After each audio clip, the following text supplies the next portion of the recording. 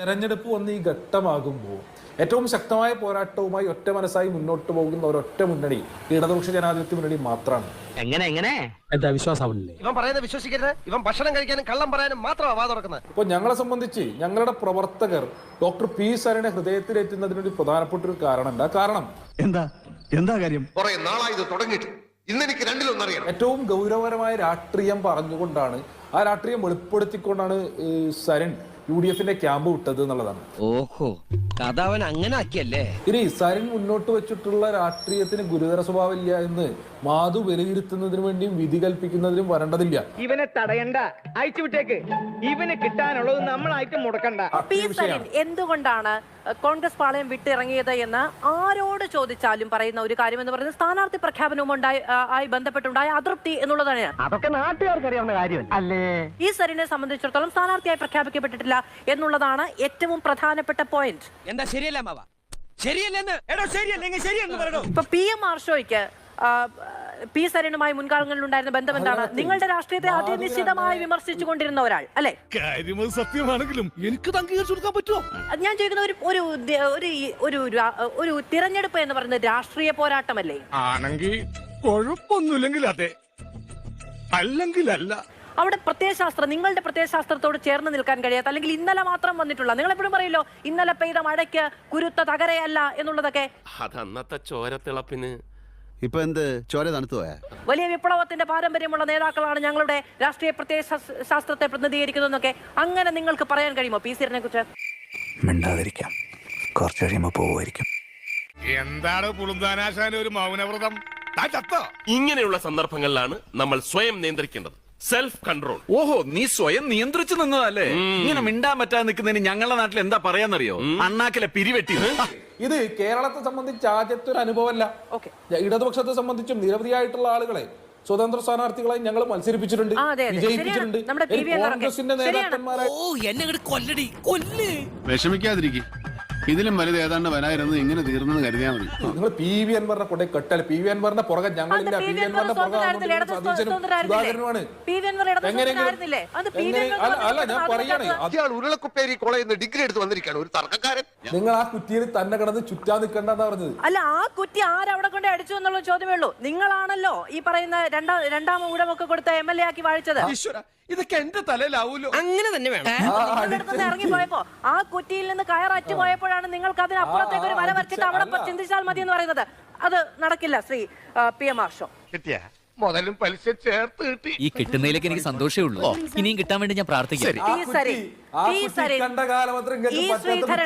ഞാൻ വരാം ആർഷോ, ഞാൻ ആർഷോ പറയുന്നത് ഞാൻ കേൾക്കുന്നില്ല കേട്ടോ. എനിക്കത് മറുപടി പറയാൻ കഴിയില്ല. ആർഷോ പറയുന്നത് ഞാൻ കേൾക്കുന്നില്ല, എനിക്കത് മറുപടി പറയാൻ കഴിയില്ല. അങ്ങ് എന്താ ആരോപണം ഉന്നയിച്ചാലും.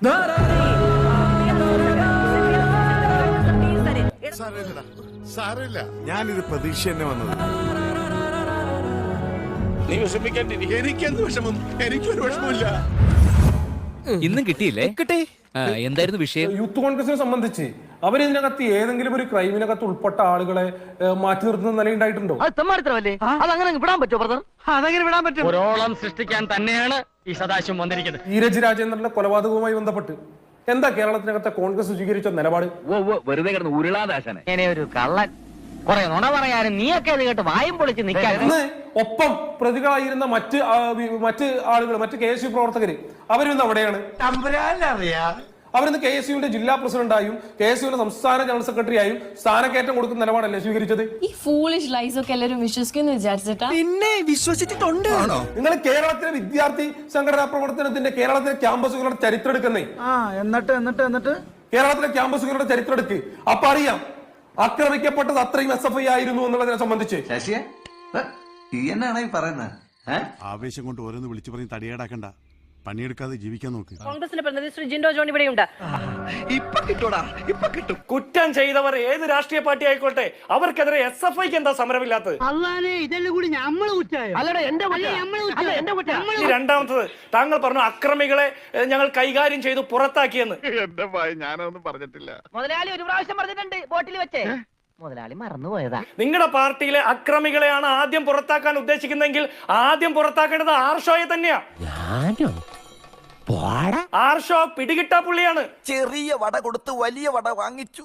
ജിൻഡോ, ഈ നികുതി നമ്മൾ പണം ചർച്ചയിൽ മേടിക്കുന്ന വിളിച്ചു വരുത്തിയ ആത്മാർത്ഥത അതിഥിയാണ്. ആരെങ്കിലും വ്യക്തിപരമായ ഈ വിമർശനം ഒഴിവാക്കണം. വ്യക്തിപരമായ ആക്ഷേപം പാടില്ല. വ്യക്തിപരമായ ആക്ഷേപം പാടില്ലെങ്കിൽ നിന്റെ കുടുംബത്തെ ആക്ഷേപിക്കടാ. യൂത്ത് കോൺഗ്രസിന്റെ സംസ്ഥാന അധ്യക്ഷൻ ചർച്ചയ്ക്ക് വരാറില്ലേ? അദ്ദേഹത്തിനെതിരെ കേസിലെ നമ്മൾ അതൊക്കെ പറഞ്ഞ് അദ്ദേഹത്തെ അപമാനിക്കാൻ പാടുണ്ടോ? യൂത്ത് കോൺഗ്രസിന്റെ പ്രവർത്തകർക്ക് സമരം ചെയ്തതിന്റെ പേരിൽ കേസുള്ളത് അഭിമാനമാണ്.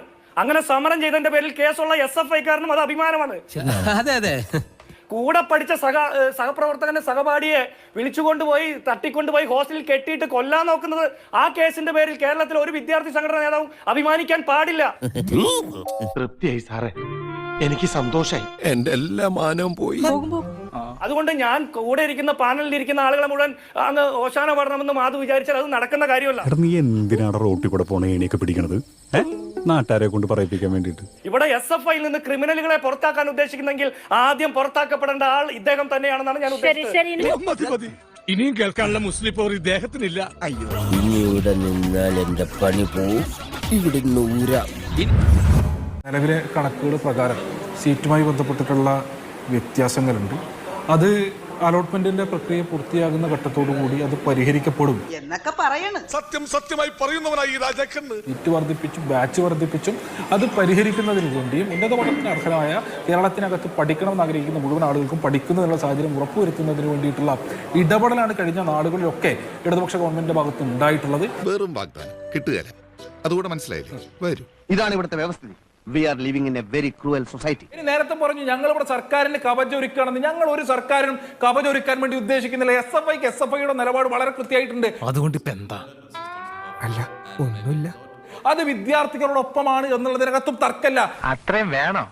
വേണം, കുറച്ച് കടുപ്പത്തിരിക്കട്ടെ. ഞാൻ ആദ്യം വിചാരിച്ചു SFI-യുടെ പ്രതിനിധി വിദ്യാർത്ഥികൾക്ക് വേണ്ടി സംസാരിക്കുമെന്ന്. അയ്യോ, എന്നിട്ട് എന്ത് പറ്റി? ബഹുമാനപ്പെട്ട കേരളത്തിന്റെ വിദ്യാഭ്യാസ മന്ത്രി തെറ്റിദ്ധരിപ്പിക്കുന്ന കണക്കുകൾ അവതരിപ്പിച്ച പോലെ ഒരു വാദം മാത്രമാണ് അദ്ദേഹം മുന്നോട്ട് വെച്ചത്. നീ മേടിച്ചോ? നേരത്തെ വൈകാരികമായി വളരെ പ്രക്ഷുബ്ധനായി പ്രിയപ്പെട്ട SFI-യുടെ പ്രതിനിധി ഇവിടെ സംസാരിക്കുന്നത് കേട്ടു. നീ എന്താണ് ഉദ്ദേശിക്കുന്നത് വത്സ? ഈ ആവേശമൊക്കെ +1 സീറ്റ് ലഭിക്കാതെ പുറത്തു നിൽക്കുന്ന വിദ്യാർത്ഥികൾക്ക് വേണ്ടി കാണിച്ചിരുന്നെങ്കിൽ നന്നായേനെ എന്നൊരു മറുപടിയാണ് ആദ്യഘട്ടത്തിൽ അദ്ദേഹത്തിനോട് സൂചിപ്പിക്കുന്നത്. ഈ ഘട്ടത്തിലാണെങ്കിൽ ഈ ഘട്ടത്തിൽ നെടുമങ്ങാട് അപ്ലൈ ചെയ്ത ആളുകളിൽ നിന്ന് 188 സീറ്റിന്റെ കുറവുണ്ട് നെടുമങ്ങാട് ഹ്യൂമാനിറ്റീസിന്. അതേപോലെ തന്നെ 100 സീറ്റിന്റെ കുറവുണ്ട് ചിറയൻകീഴില്. അപ്പോ ഈ ഘട്ടത്തിൽ പക്ഷേ കാസർഗോഡ് നിന്നും മലപ്പുറത്തുനിന്നും കോഴിക്കോട് നിന്നൊക്കെ നെടുമങ്ങാട് വന്ന് പഠിക്കാൻ പറ്റില്ലോ. അവനവന്റെ ഒരു അവനവന്റെ നാട്ടിൽ വേണം എന്നുള്ളതാണല്ലോ ആവശ്യം. അതാ പറഞ്ഞ നെടുമങ്ങാട് ഷോർട്ടേജ് ഉള്ള കാര്യം പറഞ്ഞത്. നീ എന്തിനാ അയാളോട് ദേഷ്യപ്പെടുന്നേ? ഞാൻ ആരോടെങ്കിലും കുറച്ച് ഗുണ്ടായിസം കാണിച്ചു ഒന്ന് റിലാക്സ് ചെയ്തോട്ടെ പറഞ്ഞുള്ളൂ. ഇനി ആർഷോ നേരത്തെ പറഞ്ഞു വെച്ച കാര്യത്തിന് കൂടി മറുപടി പറയണമല്ലോ. ഞാൻ ആർഷോയോട് വെല്ലുവിളിച്ച് ചോദിക്കുന്നു, നിങ്ങൾ കേരളത്തിന്റെ കഴിഞ്ഞ 8 കൊല്ലത്തെ ചരിത്രം നിങ്ങൾ എടുത്ത് പരിശോധിച്ചോ? കേരളത്തിൽ മലബാറിൽ വിദ്യാർത്ഥികൾക്ക് പഠിക്കുന്നതിന് വേണ്ടി അവർക്ക് സീറ്റില്ല എന്ന് പകൽ പോലെ വ്യക്തമായപ്പോ എത്ര ബാച്ചുകൾ അനുവദിച്ചു എന്ന് ആർഷോയ്ക്ക് പറയാൻ സാധിക്കും? അത് ഉത്തരം പറ. അതൊന്നും എനിക്കറിയാൻ മേല. മറിച്ച് നിങ്ങൾ എല്ലായ്പ്പോഴും ഈ സർക്കാരിനെ ന്യായീകരിക്കുന്ന കേവലം ന്യായീകരണ തൊഴിലാളികളായി മാറരുത്. അങ്ങനെ പറയരുത്. ഇവിടെ ഒരിക്കൽ കൂടി പറയുന്നു, സ്വന്തം ഡിപ്പാർട്ട്മെന്റിൽ സ്വന്തം വകുപ്പിൽ എന്താണ് നടക്കുന്നത് എന്നറിയാത്ത ഒന്നിനും ആളുകൾ ചോദിക്കുമ്പോ മറുപടി പറയാൻ, സാമാന്യമായിട്ടൊരു മറുപടി കൊടുക്കാൻ ബാധ്യസ്ഥരായ ഗവൺമെന്റ് തയ്യാറാകുന്നില്ല. കാര്യങ്ങളൊക്കെ കൈവിട്ട് പോയല്ലോ. നിന്റെ കയ്യിലിരിപ്പതായിരുന്നല്ലോ ഷാജിയേട്ടാ, നമ്മൾ എവിടെ പരിപാടി അവതരിപ്പിച്ചാലും ഇതാണല്ലോ അവസ്ഥ. എന്നാ പിന്നെ വരാനുള്ളത് ഏതെങ്കിലും ഓട്ടോ പിടിച്ചു വരും മുമ്പ് ഞാൻ പോട്ടെ. ദൈവം കാക്കട്ടെ.